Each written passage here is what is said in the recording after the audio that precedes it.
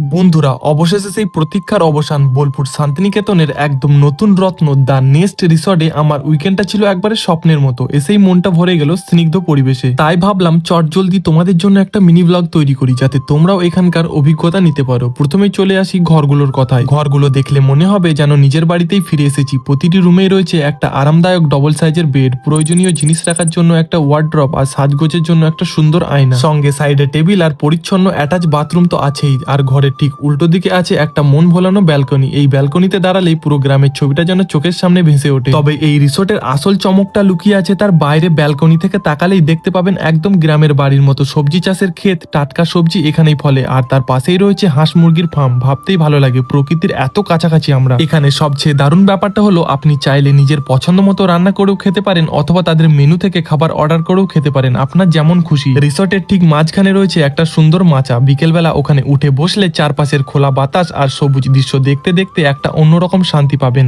আর ওখান থেকে পুরো দ্য নেস্টের একটা ঝলক দেখতে পাওয়া যায়। রিসোর্টের বিন্যাসটিও খুব চিন্তা ভাবনা করে করা হয়েছে। ডান হাতেই রয়েছে শান্ত পুকুর, যেখানে বসে কাটানো যায় অলস দুপুর, আর বাঁ হাতে রয়েছে সুন্দর বসার জায়গা। গাড়ি নিয়ে এলে চিন্তা নেই, কারণ 4 চাকা পার্কিং এর জন্য এখানে যথেষ্ট সুব্যবস্থা রয়েছে। আর এত সব সুবিধার পরও রুম ভাড়া কিন্তু একদম পকেট ফ্রেন্ডলি। সত্যি বলছি, শান্তিনিকেতনের এই নতুন ঠিকানা আমার মন জয় করে নিয়েছে। প্রাকৃতিক সৌন্দর্য, আরাম আর আধুনিক সুবিধার এক অপূর্ব মিশ্রণ হলো এই দ্য নেস্ট রিসর্ট। তাহলে তোমরা কবে আসছো, আর তোমাদের মধ্যে কে কোথা থেকে আমার ভিডিও দেখছো, গ্রামের নামের সাথে নিজের নাম কমেন্ট করে যাও। আমি তোমাদের নামগুলি নেক্সট ভিডিওতে পড়বো। আর হ্যাঁ, ভিডিওটি ভালো লাগলে অবশ্যই একটা লাইক করে দিও।